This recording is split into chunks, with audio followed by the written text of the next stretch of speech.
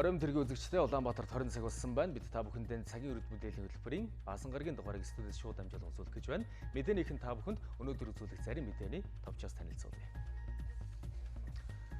Гадаад дотоодын 30 гаруй монголч эрдэмтэн оролцсон эрдэм шинжилгээний хуралд оролцогчид хүн хүч, зэвсэг, техник, геополитикийн зорилго зэрэгээс үзэхэд халах голын районд дайн болсон гэж үзсэн байна.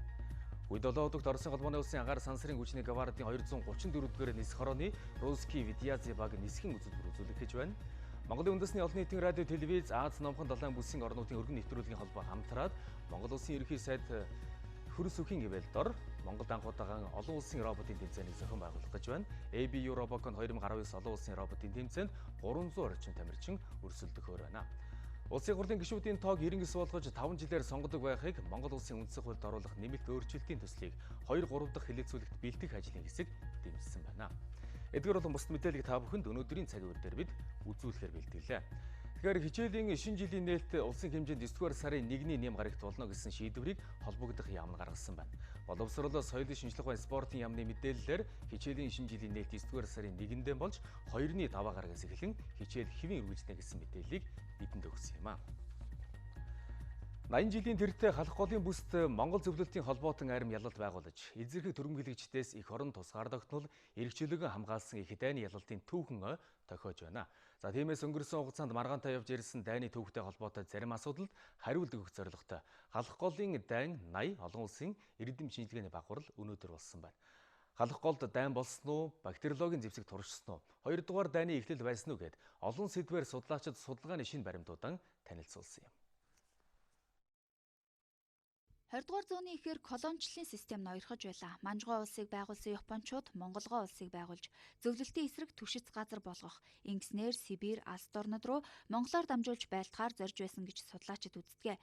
Түүнчлэн хянганы нурууг дагуулan стратегийн төмөр зам байгуулж, дайны дэд бүтцээ бэлтгэх далд зорилгоо хэрэгжүүлэхийн тулд халах голоор хилээ тогтоосон. Өөрөөр хэлбэл Япончууд халахын голд дайтах нь гарцаагүй байсан гэж Оросын холбооны улсын судлаачид дүгнэж байна.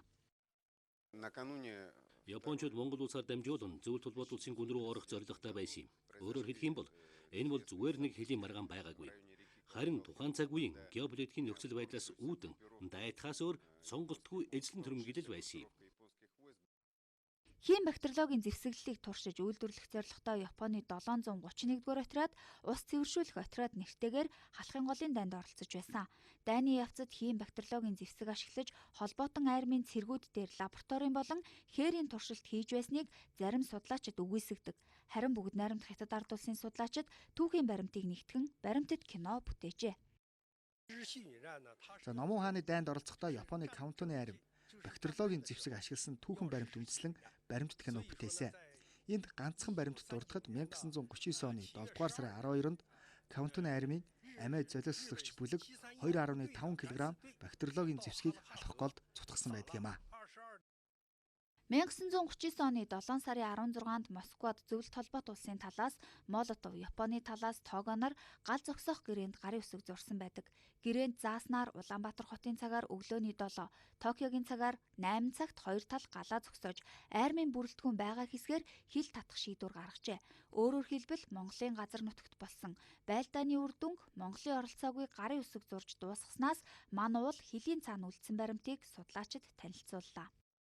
9-р сарын 15-ны 13 цагт Москвагийн цагаар тэр зогсож исэн байрлал дээрээс үл давших, ард талаас болон нэмэгдэл хүчийг үл нэмэг татаж ирэх ийм зүйлүүдийг болсон байгаа. Бүгд найрамдах Монгол ард улсын нутаг дэвсгэрийн нөмөргийн голоос зүүн тийшээх нутаг бол Япон манжийн цэргийн байрлалд үлдсэн. 80 жилийн тэртээ халах гол болсон үйл явдлыг дайн уу, байлдаан уу, хэлийн мөргөлдөөн үү, зэвсэгт тулгаралтуу гэдэгт өнөөдрийг хүртэл судлаачдын үзэл бодол нэгдээгүй. Харин энэ удаагийн хуралд ирсэн эрдэмтдийн хувьд оролцсон хүн хүч, зэвсэг техник, геополитикийн зорилго зэргээс үзэхэд халах голын районд дайн болсон гэж дүгнсэн юм а. 500 гаруй танк тал талаас оролцсон гэдэг энэ техник оролцсон цэргийн одоо хүн хүчний хувьд бол асар том одоо хүн хүчээр болцсон юм дайн байсан гэдэг нь бол яахаар одоо түүхэн баримтаар тодорхойлогддог. Энэ удаагийн эрдэм шинжилгээний хуралд 20 гаруй сэдвийн хүрээнд 3 орны эрдэмтэн судлаачид хэлэлцүүлэг өрнүүллээ. Уламжлал болгон зохион байгуулдаг олон улсын эрдэм шинжилгээний баг хурал нь эрдэмтэд судалгааны үр дүнгээ харилцан солилцох талбар, энх таймжаар оршихын үн цэнийг оролцогч талуудад сануулахад чухал үүрэг гүйцэтгэдэг гэж талууд дүгнэж байгаамаа.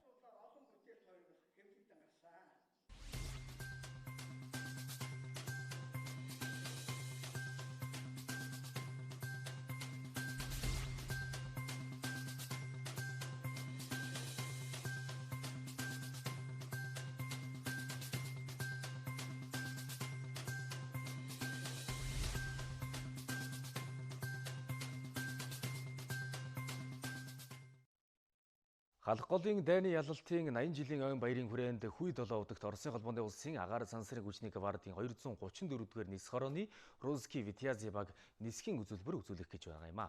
Русский Витязий баг нь өндөр түвшний эзэгчдээс бүрдсэн олон зориулалтын өндөр маневрлаг Су 27 УБ сөнөг жонгоцоор агаарт төвөгтэй үзүүлбэр үзүүлж нисэхээр төлөвлөд байгаа юм.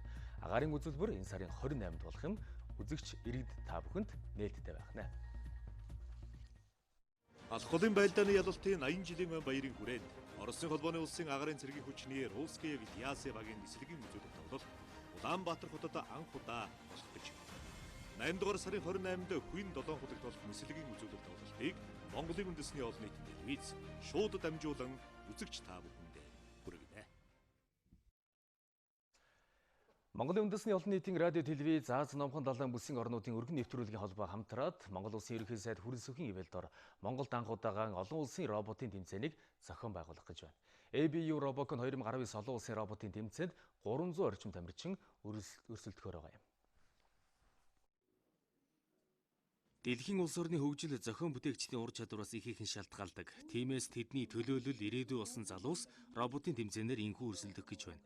Өмнөх жилүүдэд роботууд дугуйтайгаан тухайн оногдсон даалгавраа гүйцэтгэдэг байсан бол энэ удаад Монгол морины дүрстэй робот угсарч алхуулан даалгаврыг гүйцэтгэх юм.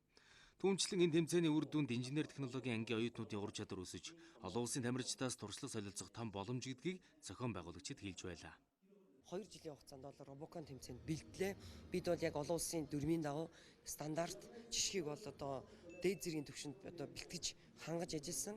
За өнөөдөр энэ цаг мөчид бол би Монгол улсын засгийн газар, за Монгол улсын ерөнхий сайд ухнаагийн хүрэлцэх, за мөн манай Монгол улсын энэ одоо оюутлогоо, за Эрдэнэс тавталгой, за мөн одоо худалдаа хөгжлийн банк, МЯ төвцөд компани, Эрдэнэт тийм ээ үйлдвэрүүдэд бол маш их баярлалаа гэж хэлмээр байгаа.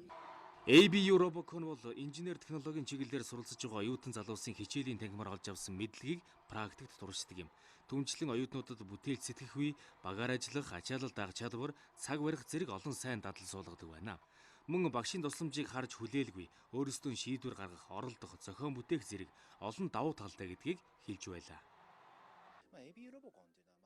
ABU Robocon Монгол улсад болж байгаа нь их ач холбогдолтой юм а. Учир нь өмнө нь Япон, бүгд найрамдах Хятад ард улс, Таиланд улсад болоход тухайн улсын роботын онцлог, тамирчдын арга барил, өөрийн улсын онцлог шингэсэн байгаа харагдсан. Тиймээс энэ удаа Монголын роботын тамирчдаас ч суралцах зүйл их байгаа гэдэгт итгэлтэй байна. ABU Robocon 2019 Mongolia олон улсын роботын тэмцээнийг Монголын үндэсний олон нийтийн радио телевизийн 1-р сувг MNB World сувгаар орон даяар шууд дамжуулан үзүүлэхээс гадна Японы NHK телевизийн сошиал хаягаар олон улсад шууд дамжуулах юм. Мөн 15 орны олон нийтийн телевизүүд цуврал нэвтрүүлэг бэлтгэж өөрийн орны үзэгчдэд хүргэх болно.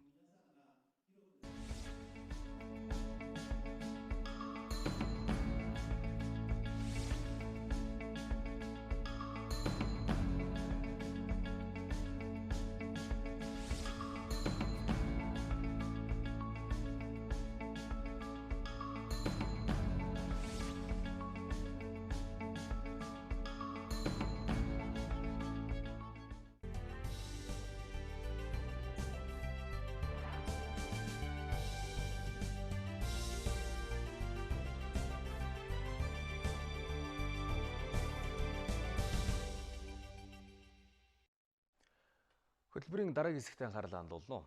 Монгол улсын үндсэн хуулинд оруулах нэмэлт өөрчлөлтийн төслийг 2-3 дахь хэлэлцүүлэгт бэлтгэх ажлын хэсэг хуралдлаа. Өчигдөр Монгол Ардын намын бүлэг хуралдаж, Монгол улсын ерөнхийлөгчөөс улсын хурлын гишүүдийн тоог 108 болгож 5 жилийн хугацаанд сонгодог байх саналыг зарчмын хувьд дэмжижсэн. За гэхдээ гишүүдийн тоог 99 байгаагаар ойлголцолд хүрсэн байна.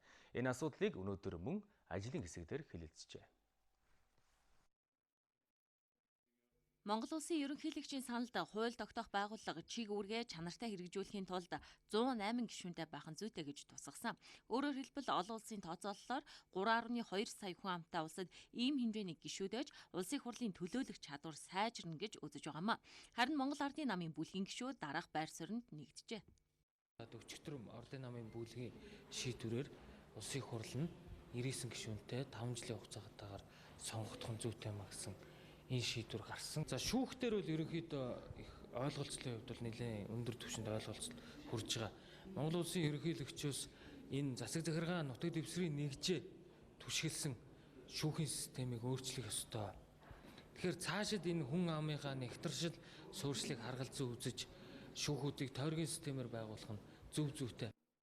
Эрх баригч нам сонгуулийн өмнөхөн эрх ашигтаа нийцүүлэн сонгуулийн хуулийг өөрчилдөг. Энэ гажуудлыг засахын тулд сонгуулийн хууль болон тогтолцоо журмыг өөрчилдөг зохисгүй байдлыг давтахгүй байхын тулд улсын хурлын сонгуулийн тогтолцоог үндсэн хуулинд тодорхой тусгаж зааж өгөх нь зүйтэй гэж ерөнхийлөгч үзэж байгаа юм. Энэ саналыг Монгол Ардын намын бүлэг дэмжээгүйг хэллээ.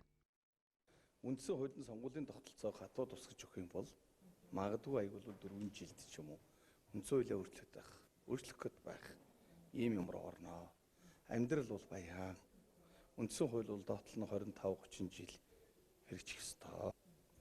За шүүхийн тогтолцоотой холбоотой асуудлаар бол шүүхийн ерхий зөвлөлийг бол бие даасан байдлаар байх ёстой. Ингэж шүүгч хараад тус үйл ажиллагаа явуулах нөхцөл нь бүрднэ гэж үзэж энэ чиглэлээр дэмжсэн. Намыг 50,000 гишүүний гарын үсгээр байгуулна гэсэн ерөнхийлөгчийн саналыг Монгол Ардын намын бүлэг хэлэлцээд нийт сонгуулийн насны хүн амын 1% тэнцэхэр хэмжээнд байх нь зүйтэй гэж үзсэн байна. Харин ардчилсан намын зөвлөл үндсэн хуулиар улсын хурлын гишүүдийн тоог 108 болгох ёстой гэсэн ерөнхийлөгчийн байр суурийг дэмжиж байгаагаа илэрхийллээ. Өнөөдөр болсон тус зөвлөлийн хурлаар үндсэн хуульд нэмэлт өөрчлөлт оруулах улсын хурлын ажлын хэсэгт өргөн барьсан саналаа хэлэлцсэн байна. Улсын хурлын гишүүн 108 болж 50% жагсаалтаар 50% тойргоос сонгогддог байх нь зөвөө гэж ардчилсан намын зөвлөл тайлбарлаж байна. Ингэж өөрчилсноор намын үүрэг хариуцлага дээшилж Монгол улсын урт хугацааны хөгжлийн бодлого алсын харааг тодорхойлдог болно гэдгийг хэллээ. Төрийн том бодлогыг явуулахад энэ профессионал тогтолцоо нь улсын хэмжээний бодлогыг тодорхойлогч нар байх юм учиртай. Өнөөдрийн 76-г даахгүй гэж 99-ийг мажоритар тогтолцоогоор чулуулах сонгох юм боломжийг нээх үндсэн хуулийн өөрчлөлтийг бид хүлээн зөвшөөрч болохгүй гэж бид энэ харж байна. Үндсэн хуулийн нэмэлт өөрчлөлтийн төсөлд ардчилсан намын зөвлөлөөс оруулсан саналд орон нутагт эдийн засгийн эрх мэдэл өгөх, мөн засгийн газрын өрийн дээд хэмжээг дотоодын нийт бүтээгдэхүүний 60%-аас хэтрүүлэхгүй байх зэрэг асуудал багтсан. Монгол Ардын намын бүлгийн хувьд үүнийг хатуу тоо хэмжээгээр үндсэн хуулиндаа тусгахыг дэмжихгүй байгаа. Өөрөөр хэлбэл бусад хуулиараа зохицуулах нь зүйтэй гэсэн байр суурьтай байгаамаа. Дэлхийн олон оронд эдийн засгийн харилцааг үндсэн хууль дээр хараа наривчлан суурь зарчмуудаа тогтоосон практик байна. Бид энийг баримтлах хэрэгтэй болсон байна. Ингэж бид нэр Монгол улсын бодлого нэг чигтээ энэ бодлогыг хэрэгжүүлж байгаа намууд зарчимтай, хариуцлагатай байж энэ улсыг авч явахээс хэдэн тийшээ тартсан улс төрчдийн өөрийн амбицаар энэ төсвийн хөрөнгийг талд дэс ингээд тараагаад байх юм бол бид хөгжлийн тухай ярих хэрэггүй болж байгаамаа. Үндсэн хуулийн нэмэлт өөрчлөлтөнд зарчмын бодлогын өөрчлөлтүүд багтах ёстой гэсэн байр суурийг ардчилсан намын зөвлөлийнхэн илэрхийлж байгаа юм. Тэд ерөнхийлөгчийн саналаас намыг 50,000 гишүүнтэй байгуулах санал дээр өөр хувилбар санал болгож байна. За тодорхойлбол нам байгуулахын тулд нийт хүн амын 1% тэнцэх хэмжээний гарын үсэг цуглуулах нь зүйтэй гэж үзэж байгаа юм байна. 2019-с 2020 оны хичээлийн шинэ жил эхлэх гэж байгаатай холбогдуулан замын хөдөлгөөний ачааллыг бууруулах зорилгоор 8 дугаар сарын 24, 25, 31, 9 дугаар сарын 1-ний амралтын өдрүүдэд тээврийн хэрэгслийн улсын дугаарын сүүлийн оронг тэгш сонгоогоор ангилан замын хөдөлгөөнд оролцуулах нийслэлийн засаг даргын захирамж өчигдөр гарлаа. Захирамжийн дагуу улсын дугаар нь тэгш тоогоор буюу тэг 2, 4, 6, 8-аар төгссөн автомашин 8 дугаар сарын 24, 31-ний бэм гарагт замын хөдөлгөөнд оролцох юм. Харин улсын дугаар нь сонгоо тоогоор буюу 1, 3, 5, 7, 9-оор төгссөн автомашин 8 дугаар сарын 25, 9 дугаар сарын 1-ний нэм гарагт замын хөдөлгөөнд оролцох юм байна.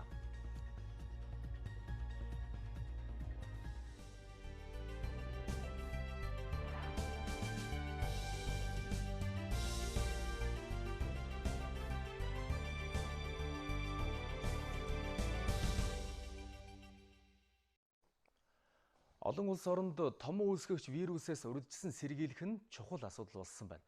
Улирлын чанартай дэгддэг энэ өвчин нь заримдаа шин төрлийн вирусыг бий болгож олон хүн амь эрсдэх тохиолдолд цөөнгөө гарч байсан юм а. Вирусын хүчтэй идэвхжүүлэлтийн давтамж ойртож байж магадгүй байгааг эмчнэр сануулж байна. Зүүн өмнөд Азийн 33 орны төлөөлөгчид манай улсад ирж томоо төстэй өвчин үүсгэдэг вирусээс хэрхэн урьдчилан сэргийлэх талаар хэлэлцүүлэг өрнүүлж байна. Мөн дэлхийн эрүүл мэндийн байгууллагаас зөвлөмж гаргаж томоо төстэй өвчнөд тэмцэх төлөвлөгөөг боловсруулсныг танилцуулж байлаа. За томоогийн вирус нь хүний биед удаан хадгалахдаггүй, хурдан хугацаанд дамжиж халдварладаг. Хүнээс амьтан руу, амьтнаас хүн рүү халддаг байхыг ч үүсэх аргагүй юм а. Ингэж халдварлах явцдаа вирус нь шин томоо үүсгэгч болж хүний биед халдвал аюултай. Олон хүн вирусны цар тахлын улмаас амиа алдсан байдаг байна. 11-р сарын сүүлчээс эхлээд томоогийн вирус гарч эхэлдэг. Тэгээ энэ үед нь бол бид нар энэ үеэс өрсөж 9-р сарын сүүлж 10-р сард вакцины хийсэн байх ёстой. За манай улсад томоогийн вирус нь 10-р сараас 5-р сар хүртэл дэгддэг. Хүрээний вирус нь хүүхдэд хатгалгаа үүсгэх, цаашлаад амь насанд нөлөөлөх эрсдэлтэй. За 10 жилийн өмнө манай улсад анх бүртгэгдэж байсан томоогийн цар тахлын H1, N1 вирусээр халуун 7 орны олон хүн амиа алдсан байдаг. Бэлтгэлээс хангахгүй хамгийн гол нь тэр бэлтгэлээс хангагдаагүйгээс л олон хүн өвчилж олон хүн эндэх болчдөг. Одоо томоогийн өвчлөлийг бол судалж хуримтлагдсан материал бол улс болгонд их болцсон байна. Гэхдээ энэ дээрээ дүн шинжилгээ хийж нөгөө шийдвэр гаргагч одоо чиг ахвар юм гаргах талдаа бол бас яхан дутмаг байна. Тэгээ одоо эх 10 жилд гол анхаарах зүйл бол тэр дүн шинжилгээ хийхийг сайжруулдаг. Ингэж хийвэл сайн байна. Ингээд туршиж байгаа олон зүйлийг ярьж байна. За удахгүй хүйтний эвлэрэл эхэлж ханиад томоо өгсөн. Өнөөдрийн байдлаар манай улсад 4-5 төрлийн томоогийн вирус идэвхтэй байгааг мэрэгчлэтнүүд хэлж байлаа. Тиймээс эмчийн үзлэгт тогтмол хамрагдаж дархлаагаа дэмжихийг сануулж байсан. Монгол улсын ерөнхийлөгчийн ивэл доор хоол боловсруулах замын хорд хавдрын менежментийн орчин үеийн чиг хандлага сэдвтэй Монгол Японы хамтарсан олон улсын 11 дахь удаагийн хурал өнөөдөр эхэллээ. Энэ хүрээнд эмч мэргэжилтнүүд хамтран онол практикийн сургалтыг явуулж 5 төрлийн мэс заслыг амжилттай хийжээ. Эмчнэр улаан хоолой хавдартай хүнд мэс засал хийж байгааг та харж байна. Манай улсад 6,000 хүн хорд хавдар өвчнөр өвчлснөө мэддэг байна. Үүнээс 400 орчим нь улаан хоолой хорд хавдраар өвчлөдөг гэсэн судалгаа байгаа юм. Уг өвчнөр өвчлөх гол шалтгаан нь буруу хооллолт, арх тамхины зохисгүй хэрэглээ гэдгийг эмч мэргэжилтнүүд хэлж байна. Энэ өвчнийг сэргийлэхэд хоёр гол зүйл анхаарах зүйл юм байна. Нэгдүгээрт мэдээж удамшлын хандлагатай нэгэнт өвдөх тийм хандлагатай хүмүүстэй бид нар эрт үед нь онцлох чухал байна. Тэгэхээр эмчилгээ хийх боломжтой, эмчилгээний үйлдвэр сайхны магадлал байна. Тэр нь одоо яаны зөв шаналгаа илрээг багт нь өвчин сэргийлэл үзлэгт орж илрүүлэх асуудал ирж байна. Хоёрт нь энэ өвдөр өвчлөхгүй байх боломжтой байсан. Би түрүү хэлсэн үндсэн шалтгаанууд нөгөө хүний амьдралын хэм маягтай холбоотой учраас хорц зуршлын хэрэглээ, хоол ундныхаа чанар болон бусад одоо температурчүүд юм тэр анхаарах юм бол бид нар бас өвчлөлийг бууруулах боломж байна гэж хэлж байна. Монгол Японы хамтарсан олон улсын хурлаар өмнөх жилүүдэд Монгол Япон эмчнэр хамтран мэс засал хийдэг байсан. Харин энэ удаад хавдар судлалын эмчнэр сурж мэдсэн мэдлэгийн ашиглан орон нутгийн эмчнэртэй хамтран элэг, нойр булчирхай, ходоод, бүдүүн гэдэс улаан хоолой хорд хавдрын мэс заслыг амжилттай хийлээ. Хавдрын эмчнэр маань өөрсдөө энэхүү 5 төрлийн хагалгааг өөрийнхөө эмнэлэг дээр 5 зэрэг хийж, за бусад эмнэлгийн эмчнэр, аймгийн эмчнэр, одоо Сэлэнг аймгийнхан, Доронт аймгийнхан, за төвийн одоо госпиталийн эмнэлгийнхэн, за төмөр замын эмнэлгийнхэн, 2 дугаар эмнэлэг гэх мэт бусад эмнэлгийн нийт 25 эмчнэр хүрэлцэн ирж манай хагалгаануудыг одоо хамтран хийж ажлын байран дээрх одоо туршлага солилцох ийм арга хэмжээ байдлаар бидний энэ жил арга хэмжээ зохион байгуулж байгаа нь арай энэ жил өрмөц болж байна. Монголд хүн амын нас баралтын шалтгааны 2 дугаар байрыг хорд хавдар эзэлдэг бөгөөд нийт хорд хавдрын шин тохиолдлын хамгийн их хувийг зөвхөн элэгний хорд хавдар эзэлж байгаа юм. Тиймээс энэ тал дээр илүү анхааран ажиллана гэдгийг эмчнэр хэлж байна. Маргааш Япон эмчнэр хорд хавдрын оншилгоо эмчилгээний талаар сүүлийн үеийн ололт амжилтаасан эмчнэрт сургалт хийх юм байна. Цагийн Хүрд мэдээллийн хөтөлбөр энэ 7 хоногт хичээлийн шинэ жилд бэлэн үү сэдвийн хүрээнд та бүхэндээ цоврур сурвалжлагыг бэлтгэн үзүүлж байгаа. Харин өнөөдөр бид цэцэрлэг сургуультай явах хүүхдүүд халдвар төвчнөөс урьдчилан сэргийлэх үзлэг шинжилгээнд хэрхэн хамрагдаж байгааг манай сэтгүүлч тодруулсан юм а. Манай улсад зөвхөн сүрээгийн халдвараар гэхэд жилдээ 400 гаруй хүүхэд өвчөж байгаа гэсэн таагүй мэдээ байна. Таны бага насны хүүхдийг эрүүл эсгийг тогтоох энгийн энэ хоёр шинжилгээг өмнө нь хувийн эмнэлгүүд ч хийдэг байсан. Харин энэ жил зөвхөн дүүргийн эрүүл мэндийн төв хийх юм. Учир нь эцэг эхчүүд ажилдаа түүртэн шинжилгээний бичгийг хүүхдээ эмнэлэгт үзүүлэлгүй таньдаг эмчээсээ шууд бичүүлж авах зорчил их гардаг байсан. За энэ нь та хүүхдээ эрүүл эсгийг мэдэхгүй хэрвээ халдварт өвчтөй бол бусад хүүхдүүдэд өвчин халдаах эрсдлийг бий болгож байгаа юм а. Нэг баан жарлантай тохиолдолд бол 20 гаруй төрлийн ийм хялгсан хорхоонууд байдаг. Энэ хорхоо бол бас биеиндээ дамжих магадaltaй байдаг. Шээсний шинжилгээний хувьд бол А гепатит буюу бидний хэлдгээр бол бохир гарын шар гэж байдаг. За энэ бохир гарын шар бас нууц үеийнхаа хугацаанд буюу дөнгөж эхэлж явах үедээ бол шээсэнд бол илэрдэг. Эцэг эхчүүд хүүхдээ шинжилгээнд хамруулахад хэрхэн анхаардаг? Шинжилгээтэй холбоотой асуудлаар дараах тайлбарыг өгч байсан юм. Шээсний шинжилгээ, цагаан хорхооны шинжилгээ, тэгэл шүд амны үндийн үзлэг гэл өөр нэг тийм нарийн шинжилгээ өгдөггүй ш. Сүрээгийн шинжилгээг давхар өгөөсөө ер нь цаанаас нь шаардасаа тий яагаад гэвэл хүүхдүүд чинь нэг аяг тавнаас хоолунд идэн тэр болгоноор нь сүрээ бол дамждаг халддаг өвчин болохоор заавал тэр шинжилгээг өгөөсөө гэж үзэж байна сүрээгийн шинжилгээг.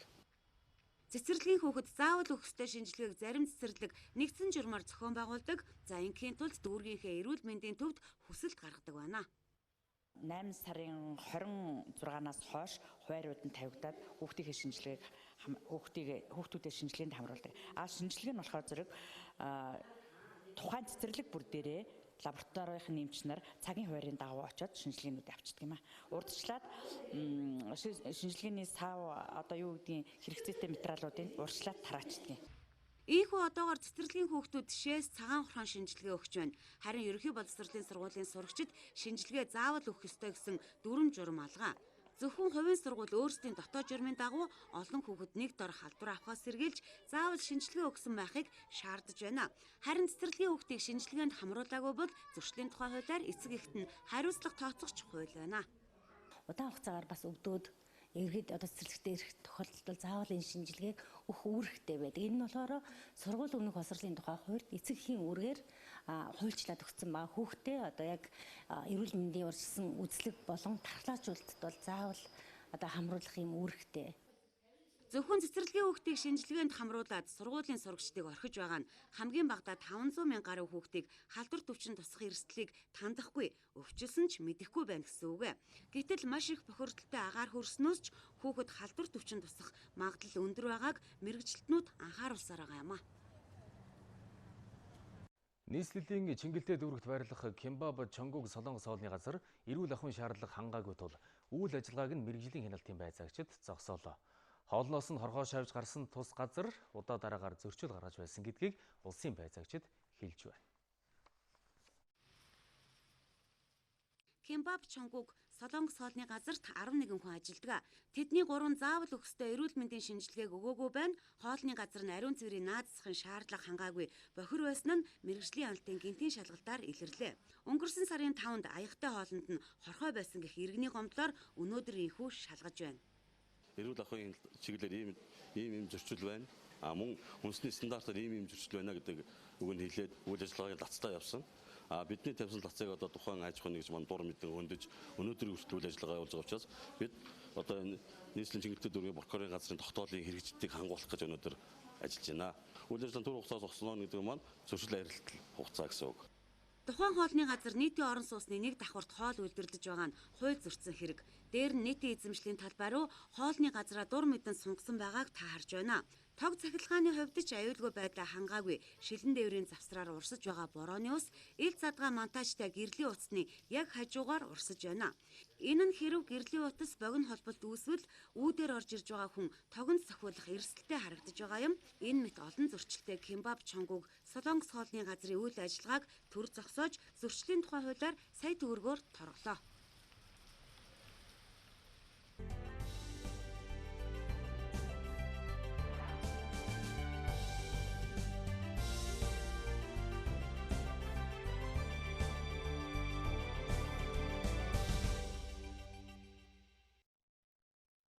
Цагийн үрдтэй хамтаа үзэгч та бүхэндээ баярлалаа. Орон нутагт томилолтоор ажиллаж байгаа манай сурвалжлах хэсэг шинэ мэдээ ирүүлсэн байна. Завхан аймгийн Тосон Цингэл сумаас Улиастай хүртэлх хэвтээ тэнхлэгийн дагуу хатуу ужилттай замаар холбогдсон байна. 114.2 км энэ зам нь Төвийн бүсийн баруун аймгуудтай холбох гол зам болж байгаа юм. Тосон Цингэл Улиастай замыг бүгд найрамд дотоод ард улсын Exim банкны 44.4 сая америк долларын хөнгөлтэй зээлээр барьж байна. Завхан аймгийн төвөөс Тосон Цэнгэлийг зорих 100 гаруй км зам Загастай даваанаас эхлээд шавар ус ихтэй олон даваа бий. Энэ замыг өмнө нь 4-5 цаг туулдаг байсан. Харин одоо засмал замтай болсноор цаг хэмнэхээс гадна 5 тух нэмэгдэж, баруун аймгуудыг зорих дотоод гадаадын жуулчдын тоо нэмэгдэж, түүнийг дагаад орон нутаг хөгжих боломж бүрдэж байгаа юм. Энэ зам бол Завхан аймгийн хувьд бол түүхэн хөгжлийн гарц болсон юм зам байгаа. Энэ замын бүтээн байгуулалтын ажил бол 2016 оны 8 сарын 25-ны өдөр эхэлсэн. 2 жилийн хугацаанд бол энэ замыг маш амжилттай барьж дуусглаа. Цаана нь одоо 67 км хатуучилтай зам барих ажил үлдэж байна. Энэ ажил бол энэ жил нэлээд эрчимтэй явж байна. Тэгэхээр энэ ажил дууссанаар бол Завхан аймаг Улаанбаатар хоттой 100% хатуучилтай замаар холбогдно. Энэ замыг барихад бүгд найрамдагтад ард улсын Шинжаан Бэйшин Хин Road Bridge Group ерөнхий гүйцэтгэгчээр ажилласан бол дотоодын 3 компани туслан гүйцэтгэгчээр ажилласан байна. Ингэхдээ орон нутгийн иргэдийг ажлын байраар хангасан байна. Тосон Цэнгэл Улиастай чиглэлийн замыг нийтдээ 500 гаруй ажилчин 100 гаруй техниктэйгээр жил гаруй хугацаанд барьжээ. Замыг барихад бид чулуун ботлуурын 3 үйлдвэр, асфальтын 1 үйлдвэр барьж түүхийдээ боловсруулж байлаа. Түүнчлэн гүүр хоолойг газар дээр нь үйлдвэрлэж байсан цаг хугацаа хэмнэсэ. Нийт 97 ширхэг гүүр хоолой хиймэл байгууламж барьсан. Харин цемент, арматур зэргийг Улаанбаатар хотоос болон Оросын холбооны улсаас татаж байлаа. Чанар чансааны хувьд бол манай одоо энэ Завхан аймагт баригдж байгаа 114 км зам бол Монголд баригдж байгаа замуудын чанаруудаас нэлээд гайгүй доор хахаа гэж би ингэж үнэлж байгаа. Хятадын компаниуд ажилласан, манай Монголын үндэсний компаниуд ажилласан. Манай аймаг бол хамгийн их одоо бартаатай, олон даваатай. Тийм учраас оролцдог компаниуд нь байдаг ч гэсэн ажлаас нь хальширдаг, дундавар нь бас орхидог, чанар чансаа муухан зүйлүүд байсан. Тосон Цэнгэл Улиастай чиглэлийн замыг манай улсын автозамын стандартын дагуу 11 м өргөнтэй 5 см-ийн зузаантай асфальтаар хучжээ. Энэ зам нь Монгол улсын засгийн газрын орон нутгийг нийслэлтэй холбох 2020 он хүртэлх засгийн газрын мөрийн хөтөлбөрийн хүрээнд хийж байгаа юм а. Энэхүү Төвийн бүсийг баруун аймгуудтай холбох гол зам баригдаж дууссан бол харин нийслэл Улаанбаатар хотын нийт автозамын 30 орчим хувьд нь эвдрэл үүсэж байгаа гэсэн мэдээлэл байна. Борооны улмаас үүссэн автозамын эвдэрлийг яаралтай засварлахгүй бол замын хөдөлгөөнд сөргөөр нөлөөлөж зохиомол төвжирэл үүсгэж байгаа гэж тээврийн загадгийн албанаас мэдээлж байгаа юм. Хар хорин захын харалдаах автозам дээр үүссэн эвдэрлийг үзэгч та бүхэн харж байна. Жолооч нар замын зорчих хэсэгт үүссэн нүхийг тойрч гарах гэж чармааж явна. Ингэж байгаад хоорондоо шүргэлцэх, мөргөлдөх гээд олон асуудал үүсдэг байна. Түүнчлэн цөөнгүй жолооч автомашина эвдсэн тухайч бидэнд ярьж байлаа. Заавал тойрч гарна хөдөлгөөнд аягүй их саад болж шүү дээ. Харин замын эвдэрлийг хурдан нь нөхгүй бол чинь тон хүндрэлтэй шүү дээ. Нэгийг нэ тэр чигээр баг хаагдж гин гэсэн үг шүү дээ. Нүх тойрох сар байтал чинь тон хэцүү байдалтай л байна. Бороо оргууд нөөлөх нь бүр улам ухтай, улам гүнзгий болоод жижиг тэргүүнүүд бүр ингээл араа эвдэрч байгаа. Улаанбаатар хотын автозамын 104 хэсэгт яг үн шиг эвдрэл үүсээд байна. Тэр дундаа Сонгон найрхан дүүргийн 50-ад байршилд их бага хэмжээгээр замын зорчих хэсгийн 1-р игнээ эвдэрчээ.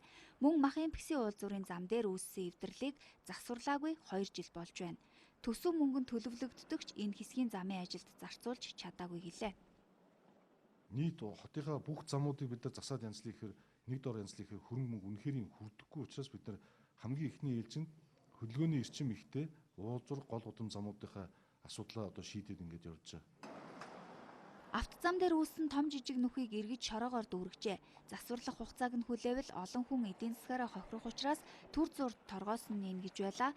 Замын ачаалал эрс нэмэгдэж байгаа энэ үед эвдэрсэн замыг 9-р сарын 1-ээс өмнө засварлахгүй бол замын хөдөлгөөнд шууд сөргөөр нөлөөлөх эрсдэлтэй байгааг зохицуулагч нар хэллээ.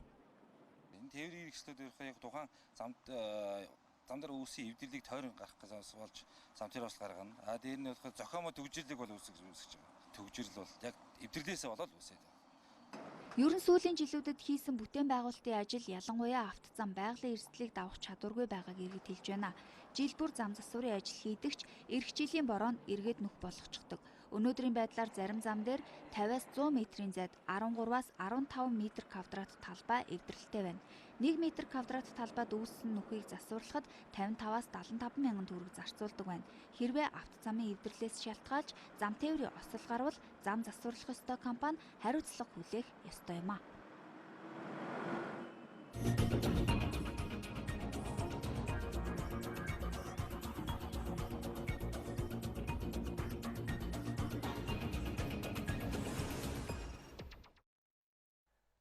Цагийн үрдийн хөдөө аж ахуйн буланд адууны нийлүүлгийн өвчний талаар онцлон хүргэхээр боллоо.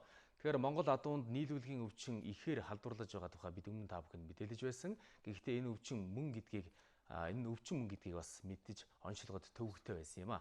Тэгвэл манай эрдэмтэд энэ өвчнийг түргэн хугацаанд онцлох онцлогоор гаргаж авсан нь Монгол улсдаа төдийгүй олон улс оронд анхдагч болоод байгаа юм. Энэ тухайн мэдээллийг дэлгэрүүлж хүрэхээр студид Сүхбаатар ажиллаж байна. Тэгэхээр энэ манай улсад төдийгүй олон улсад анхдагч болж байгаа гэдэг маш сонирхолтой мэдээлэл байна л да. Энэ мэдээлэлийг дэлгэрүүлэх үү. Ер нь адууны нийлүүлгийн өвчний тухай малчид бол сайн мэднэ. Энэ тухай бас биднээс урд нь сурвалжлага бэлтжлээсэн л да. Тэгээ адууны нийлүүлгийн өвчнийг бид нар яг оншилж тогтоохын тулд бид нар тийм онцлогоор байхгүйсэн. Ер нь бол олон улсад дутагдaltaй ийм зүйл байж. Манай улсын хувьд бол Америкийн нэгдсэн улсаас лабораторийн хэмжээнд одоо ингэ судалдаг ийм зүйл байсан. Харин одоо бид нар төрөвчлсэн 5 минутын дотор ингэ оншилдог ийм зүйл байгаа. Одоо манай найруулагчийн ийм игэл битний нэг ийм төрсөгдсөн байгаа. Тарбанасомаз гэдэг ийм амьтан. Энэ бол одоо зүгээр харахад шангаа орхоо шиг ийм жижигхэн зүйл хэрнээ нөгөө адууны нийлүүлгийн өвчнийг бий болгодог ийм бит. Энийг манай эрдэмтэд ялгаж аваад ингээд өнөөдөр судалж байна. Энэ бол одоо бараг сүүлийн 40-30-аад жилийн одоо 40-30 жилийн хугацаанд хийгээгүй баг ийм нээлт гэж ярьж байгаа. За энэ одоо энэ бас энэ хурлын төрсөж байгаа. Энэ хурд өнгөрсөн 7 хоногт энэ хурал болсон юм байна.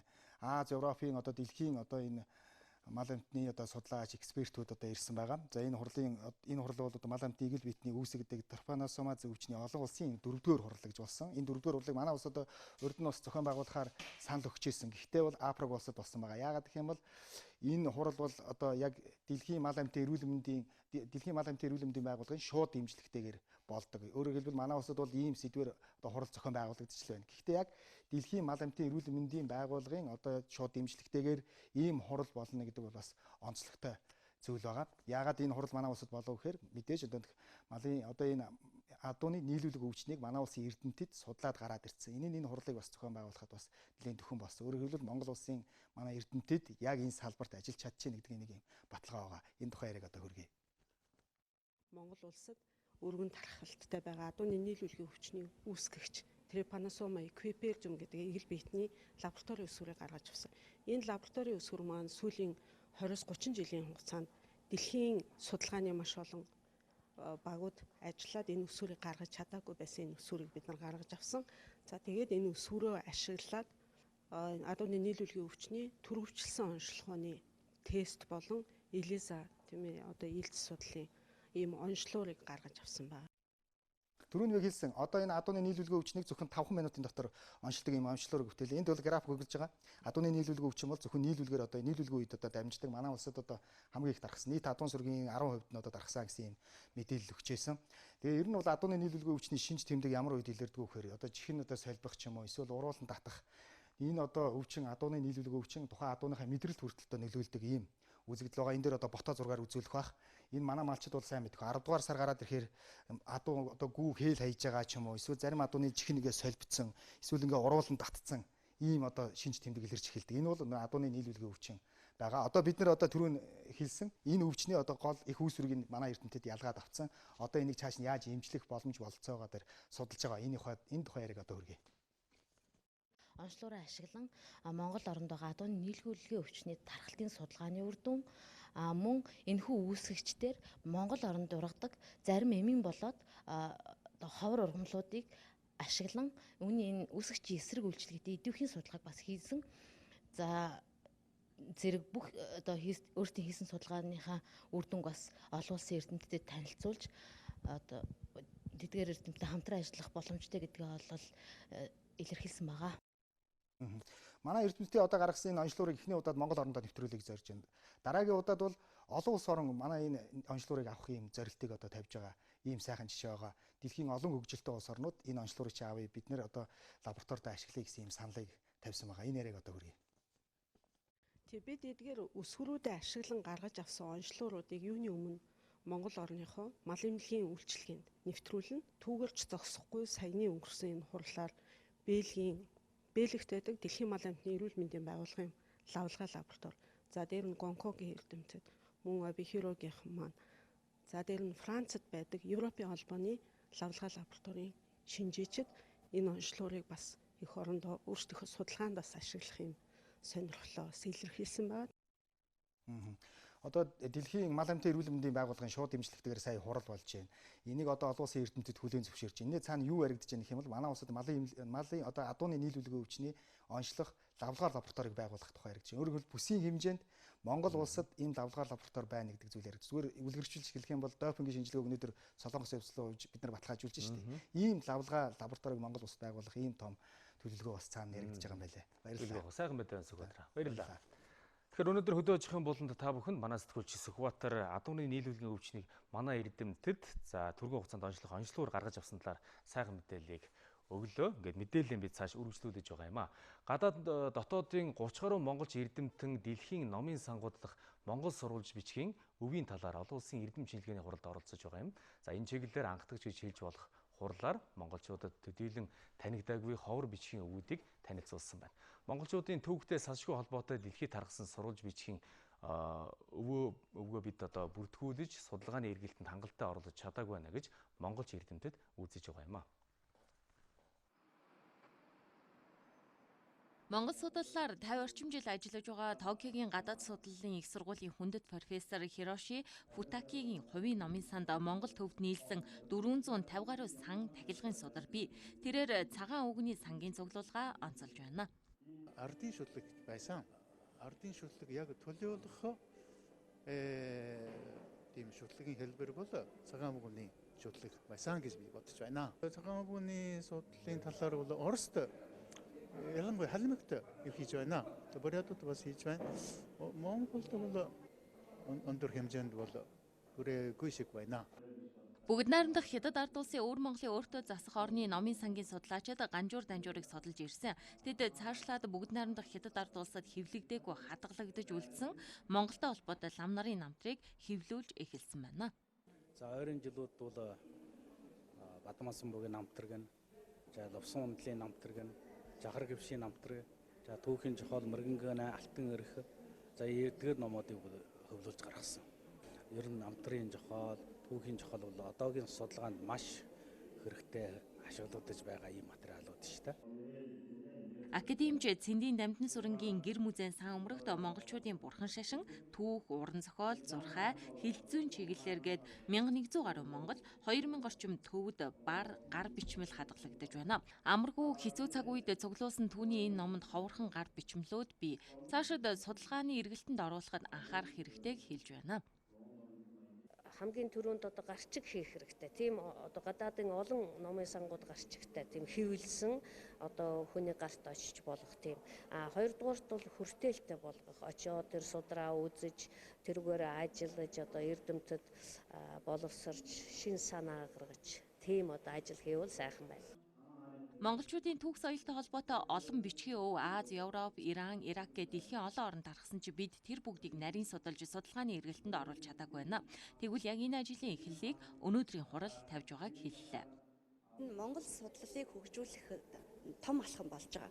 Үнэхээр одоо баримтаар үлдсэн, баримттай үлдсэн соёлын өв судалгааны материалуудыг гаргаж ирснээрээ бол дэлхийн дахны хөгжилд, улс орнуудын хөгжилд Монголын соёл ямар үр нөлөөтэй байсныг, монголчуудын бичиг үсгийн соёл ямар өндөр хэмжээнд байсныг түгээн дэлгэрүүл сурталчлах ач холбогдолтой.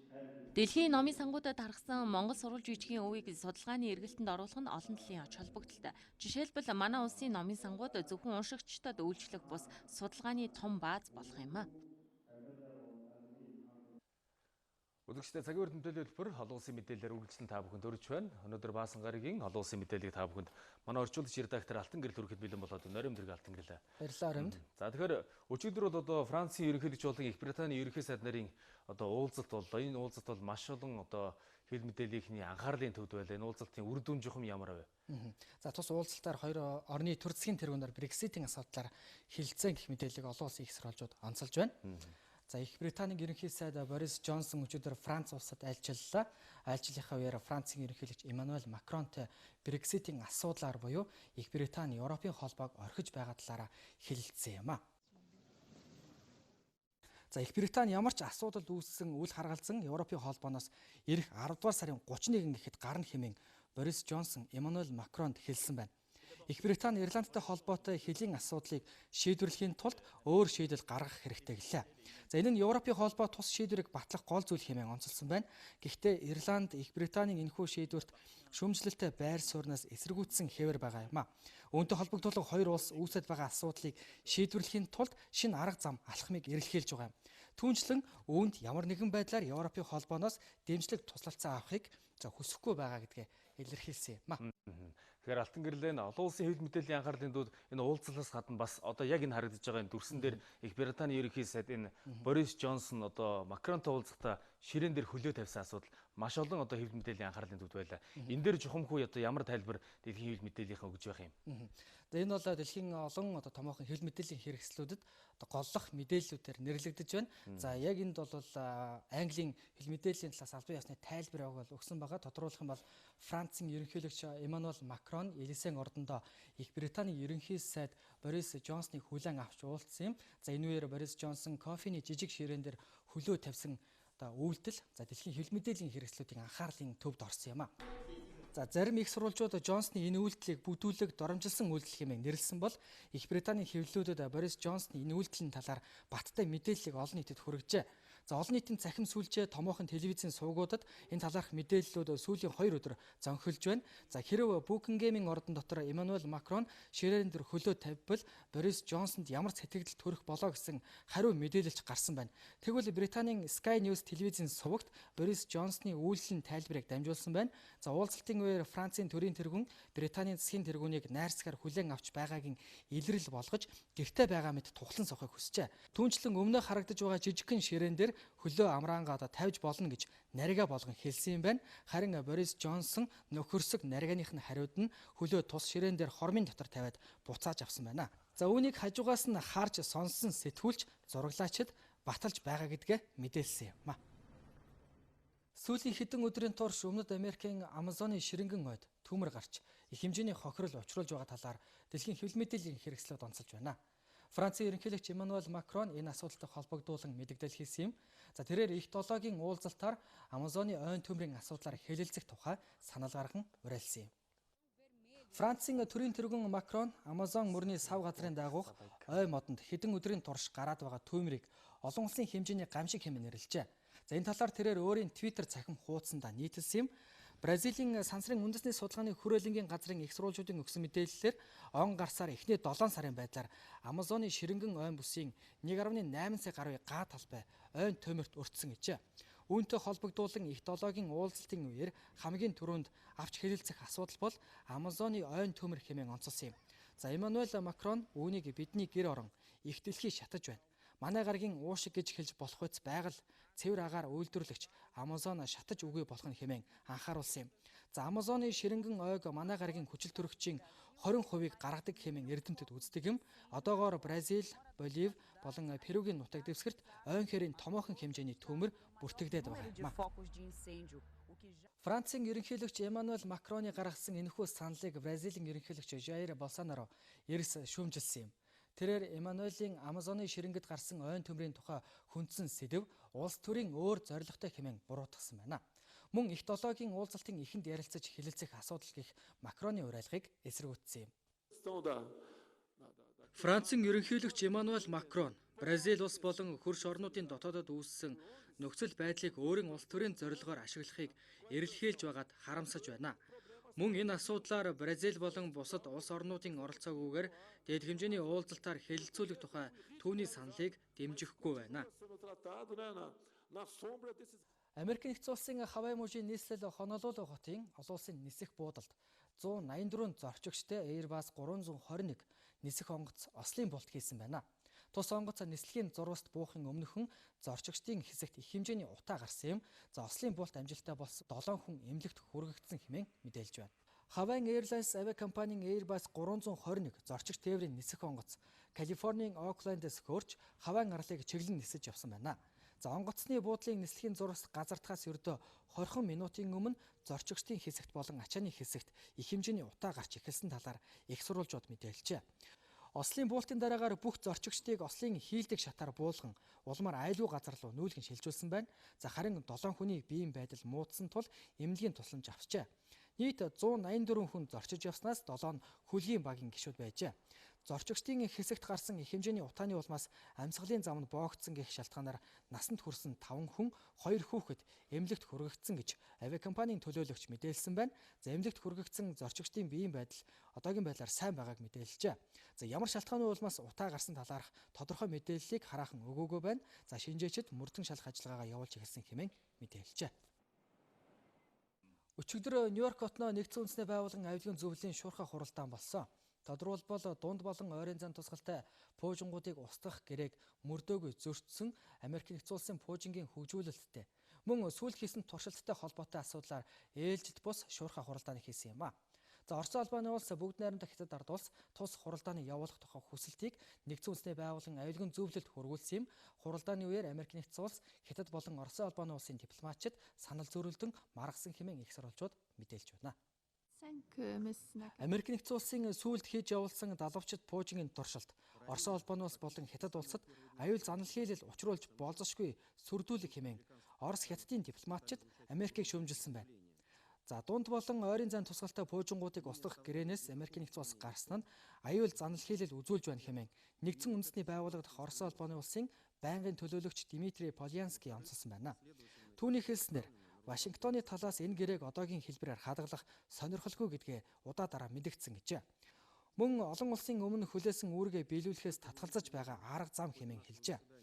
Америк нэгдсэн улсын нэгдсэн үндэсний байгууллага дахь төлөөлөгч Джонатан Койн хэлэхдээ Америк дунд болон ойрын зайн тусгалтай пуужингуудыг устгах гэрээнээс гарахаас өмнө Москва болон Бээжингийн талаас үзүүлэх аюул занал хийллийг эсэргүүцэж байснаа онцлоод үүнээс хамгаалах хариу арга хэмжээ авахын тулд Америк нэгдсэн улс пуужингийн систем зэвсэглэлээ цаашид үргэлжлүүлэн хөгжүүлэх төлөвлөгөөтэй байгаагаа мэдэгдсэн байна. Мөн тэрээр Орос Хятадын үйлдэл аюулгүй байдлын үндэс суурийг устгахад нөлөөлж байгааг зохон тэмдэглэсэн байна. Түүнчлэн Америк нэгдсэн улс энэ байдлыг үл тоомсорлох бодолгүй байгаагаа мэдэгдсэн юм. За үзэгчдээ олон улсад өрнөсөн үйл явдлын мэдээллээс хүргэлээ. Ингээд үргэлжлүүлээд спортын мэдээллийг өгөхөөр ууган баяр студид ажиллаж байна Оройн Төргий. Баярлалаа. Үзэгчдээ Оройн Төргий. Олон улсын чанартай томоохон тэмцээнүүдэд манай улсын тамирчид амжилттай оролцож байгаа 2 ч мэдээллийг та бүхэндээ хүргэхээр бэлдээд байна. За Thai box буюу Мутайн 100 хас твийн авар шалруулах тэмцээн Хятадын Хонконгод амжилттай зохион байгуулагдаж өндөрлсөн байна. За энэ тэмцээнд манай багийн тамирчид багийн дүнгээр 4-р байрт шалгарсан байна. Монголын мэдээ телевиз даваагаас баасан гарагт өдөр бүр 11-ээс 14 цагийн хооронд мэдээллийн шууд хөтөлбөрөөр хүргэж байна. Монголын мэдээг DD-шийн 7, Sky Media-гийн 11, Univision-ийн 13, Сансарын 3, MNBC кабелийн 41 дэх сувгаас хүлээн авч үзээрэй. Монголын мэдээ телевизийн тойм тайлбар хөтөлбөр 2017 оны 3 дугаар сарын 25-наас нэвтрэж эхэлсэн. Хөтөлбөрөө даваагаас баасан гарагт 18 цагаас үзэгч танд шууд хүрч байна.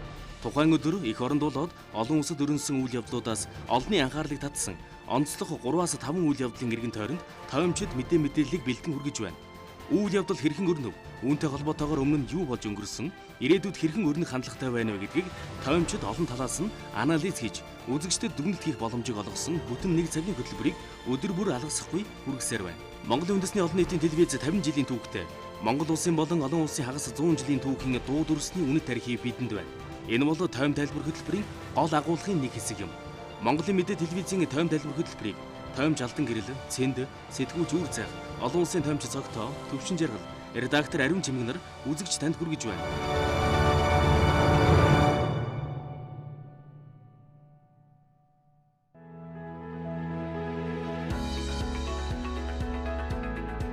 Монголын мэдээ телевизийн орон нутгийн мэдээ хөтөлбөр Монгол орны 21 аймагаас өөрийн тусгай сурвалжлагч нарынхаа газар дээрээс нь бэлтгэсэн мэдээллийг бодиттой шуурхаагаар үзэгч та бүхэнд хүргэх болно. Анхангаа аймаг дахь сэтгүүлч анх манлай Монголын мэдээд сурвалжлагч Саран Чимэг. Монголын мэдээ сувгийн сурвалжлагч Наран Цэцэг. 2017 оны Монгол Улсын Шилдэг аймаг Өмнөг аймгаас Дархуул аймаг дахь сурвалжлагч буян шиг мэдээлж байна. Улсын хөгжил сумаас сумын хөгжил багаас эхэлнэ. Говьалтай аймгийн 18 сум 2 тосгон 84 багийн ард иргэдийн аж амьдрал Цагийн мэдээллийг 200 га талбайг нь хашаажуулж 22 хуудгийг гаргахнэ. онцлог үйл явдлын мэдээллийг бэлтгэн өргөнэ. Орон нутгийн мэдээ хөтөлбөрийг үзэгч та бүхэн даваа лав баасан гаргуудын 19 цаг 40 минутаас хүлээн авч үзээрэй.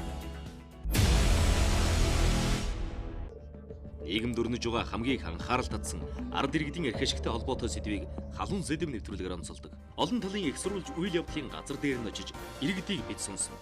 Иргэн таны эрх зөрчигдөж байвал бидэнд танд. Авилга, ашиг сонирхол, чимээг өргсөн хууль бус шийдвэр, хүүхдийн эрх гээд олон сэдвийн хүрээнд ард иргэдийн өмнөөс бид асуух болно. Халуун сэдвийн сурвалжлагыг 7 хоног бүр их сурвалжуудтайгаа уулзсан нэвтрүүлгээ бэлтгэж байна. Бидний хамгийн гол их сурвалж нь иргэн та. Баасан гарагийн халуун сэдвийн нэвтрүүлэг танд хүрэх боллоо. Олон улсад томоохон бүтээн байгуулалт шилдэг бүтээгдэхүүн хөгжүүлэлтийн санхүүжилтийг хөрөнгөний зах зээлээс босгодог жишг байдаг. Монголын хөрөнгөний зах зээлч бас сүүлийн жилүүдэд эрчимтэй хөгжиж байгаа. Хөрөнгөний зах зээлийн талаар илүү дэлгэрэнгүй мэдээллийг шин тутам эдийн засгийн МҮОНРТ хүргэх болно. Дотоодын банкны салбарт одоогийн байдлаар 10 гаруй арилжааны банк үйл ажиллагаа явуулж байна. Энэ салбар санхүүгийн зах зээлийн нийт активын 95%-ийг дангаар эзэлж байгаа юм а. Банкны салбартай холбоотой сүүлийн үеийн мэдээллийг эдийн засгийн тойм байр. Монгол улсын эдийн засгийг 2018 онд 5%-аар 2019 онд 6.3%-аар өснө гэсэн тооцооллыг олон улсын валютын сангаас гаргаад байна. Бид эдийн засгийнхаа өсөлтийг тогтвортой байлгахын тулд юун дээр анхаарч хэрхэн ажиллаж байна вэ? Эдийн засгийн тойм олон улсын шинжээчид эдийн засагчдын байр суурьтайгаар хүргэх болно.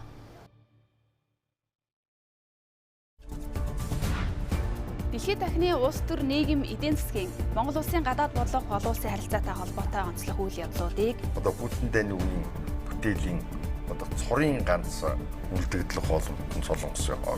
Угаасаа Орос өөрөө Трамптэй буруу тооцоо тавьсан. Олон улсын харилцаа бол их нарийн төвөөртэй болж байна. Монголын болоод олон улсын дипломат төлөөлөгчид эрдэмтэн сулаачдын тайлбар дүгнэлт байр сууриар тэр сүний төвдийн үзэл бодлыг яах шашны зөрчлийн тааштай. Оросууд бол тодорхой хэмжээний агц гарлаа нагцсыг улам батжуулах ёстой. Хятад улс байгуулагчдад 100 жил бар. Олон өнцгөөс бодит үндэслэл бүхий ил тод тайлбартаагаар бям гарагийн дэлхийн дахин тойм хөтөлбөр үзэгч танд хүрэх болно.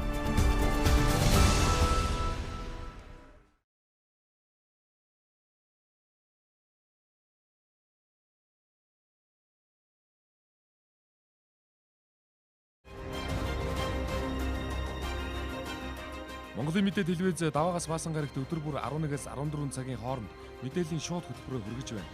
Монголын мэдээг DD-шийн 7, Sky Media-гийн 11, Univision-ийн 13, Сансрын 3, MNBC кабелийн 41 дэх сувгаас хүлээн авч үзээрэй.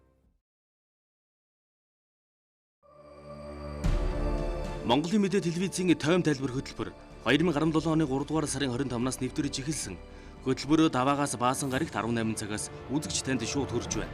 Тухайн өдөр их оронд болоод олон улсад өрнөсөн үйл явдлуудаас олонний анхаарлыг татсан онцлог 3-5 үйл явдлын эргэн тойронд тоймчид мэдээллийг бэлтгэн хүргэж байна.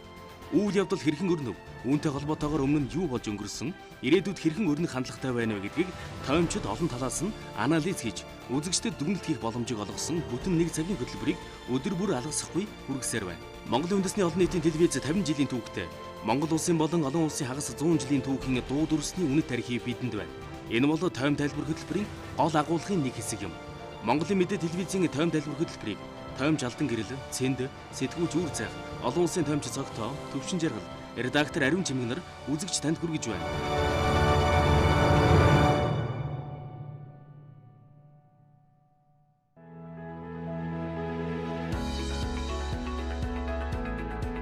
Монголын мэдээ телевизийн орон нутгийн мэдээ хөтөлбөр Монгол орны 21 аймагаас өөрийн тусгай сурвалжлагч нарийнхаа газар дээрээс нь бэлтгэсэн мэдээллийг бодиттой шуурхаагаар үзэгч та бүхэнд хүргэх болно. Архангай аймаг дахь сэтгүүлч анх манлай.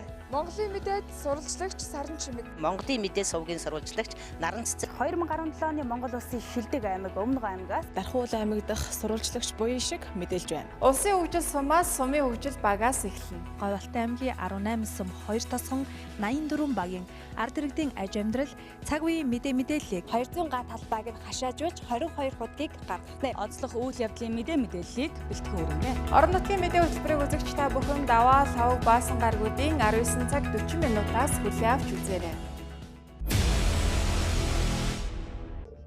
Нийгэм дөрнөж байгаа хамгийн их анхаарал татсан ард иргэдийн эрх ашигтай холбоотой сэдвийг халуун сэдэв нэвтрүүлгээр онцолдог. Олон талын их сурвалж үйл явдлын газар дээр нь очиж иргэдийг бид сонсно. Иргэн таны эрх зөрчигдөж байвал бидэнд танд. Авилга, ашиг сонирхол, чимээгүй өргсөн хууль бус шийдвэр, хүүхдийн эрх гээд олон сэдвийн хүрээнд ард иргэдийн өмнөөс бид асуух болно. Халуун сэдвийн зурвалжлахыг 7 хоног бүр их сурвалжуудтайгаа уулзсан нэвтрүүлгээ бэлтгэж байна. Бидний хамгийн гол их сурвалж нь иргэн та. Баасан гарагийн халуун сэдв нэвтрүүлэг танд хүрэх боллоо. Олон улсад томоохон бүтээн байгуулалт чиглэг бүтээгдэхүүн хөгжүүлэлтийн санхүүжилтийг хөрөнгөний зах зээлээс босгодог жишг байдаг. Монголын хөрөнгөний зах зээлч бас сүүлийн жилүүдэд эрчимтэй хөгжиж байгаа. Хөрөнгөний зах зээлийн талаар илүү дэлгэрэнгүй мэдээллийг шин тутам эдийн засгийн ММВР та бүхэнд болно. Дотоодын банкны салбарт одоогийн байдлаар 10 гаруй арилжааны банк үйл ажиллагаа явуулж байна. Энэ салбар санхүүгийн зах зээлийн нийт активын 95%-ийг дангаар эзэлж байгаа юм а. Банкны салбартай холбоотой сүүлийн үеийн мэдээллийг эдийн засгийн тойвоор Монгол улсын эдийн засгийг 2018 онд 5%-аар 2019 онд 6.3%-аар өснө гэсэн тооцооллыг олон улсын валютын сангаас гаргаад байна. Бид эдийн засгийнхаа өсөлтийг тогтвортой байлгахын тулд юун дээр анхаарч хэрхэн ажиллаж байна вэ? Эдийн засгийн тойм олон улсын шинжээчид эдийн засагчдын байр суурьтайгаар хүргэх болно.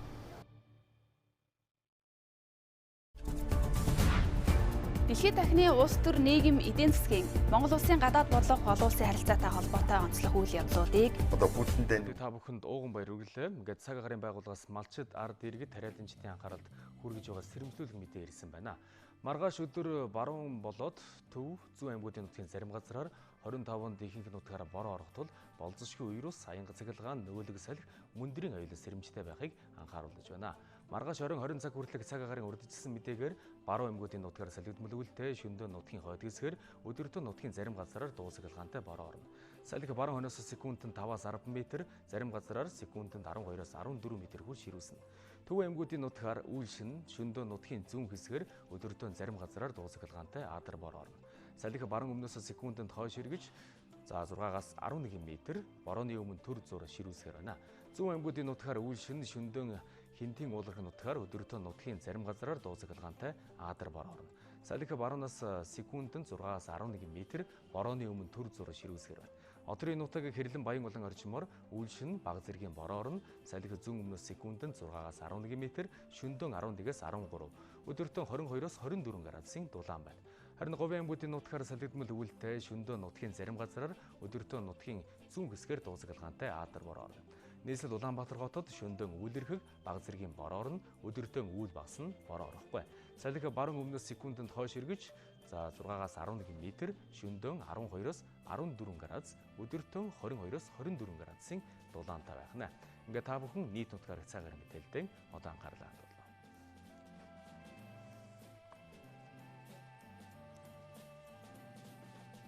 Улаангомд шөнөдөө 7 өдөртөө 20 градус дулаан. Овдод шөнөдөө 8 өдөртөө 22 градус дулаан. Алтайд шөнөдөө 8 өдөртөө 19 градус дулаан. Улаастад шөнөдөө 9 өдөртөө 20 градусын дулаан байна. Тосон цэнгэлд шөнөдөө 7 өдөртөө 20 градус дулаан. Баян онгорт шөнөдөө 12 өдөртөө 25 градус дулаан.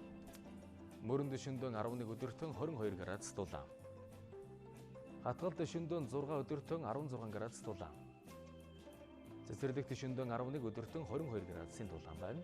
Хар хоринд шөнөдөө 13 өдөртөө 24 градус дулаан. Арбахайрд шөнөдөө 12 өдөртөө 24 градус дулаан. Болгонд шөнөдөө 10 өдөртөө 24 градус дулаан. Дархан хотод шөнөдөө 14 өдөртөө 27 градус дулаан. Эрдэнэт хотод шөнөдөө 11 өдөртөө 23 градус дулаан. Чойрт шөнөдөө 14 өдөртөө 25 градус дулаан. Сүхбаатарт шөнөдөө 13 өдөртөө 25 градус дулаан. Зүүн хараад шөнөдөө 11 өдөртөө 27 градус дулаан. Зүүн модод шөнөдөө 11 өдөртөө 21 градус дулаан. Багнуурт шөнөдөө 7 өдөртөө 21 градусын дулаан. Чингис хотод шөнөдөө 13 өдөртөө 25 градусын дулаан байна. Баруунмортод шөнөдөө 12 өдөртөө 26 градус дулаан. Чабасанд шөнөдөө 11 өдөртөө 23 градус дулаан. Мандалгавд шөнөдөн 15 өдөртөн 27 градусын дулаан. Даланзадгадад шөнөдөн 17 өдөртөн 29 градус дулаан. Хамбогдод шөнөдөн 19 өдөртөн 31 градус дулаан. Сайншандад шөнөдөн 16 өдөртөн 29 градус дулаан. Замын өдөд шөнөдөн 15 өдөртөн 29 градусын дулаан байх болов. Нийслэл Улаанбаатар хотод шөнөдөн 13 өдөртөн үл багасч 23 градусын дулаантай байна. Нэг цагийн турш цагийн мэдээллийн хөтөлбөртэй хамт байсан үзэгч та бүхэнд баярлалаа. Ирж байгаа амралтын өдрүүдэд та бүхэн ая тухтай сайхан өнгөрүүлээрэй. Баяр та үзэгчдээ.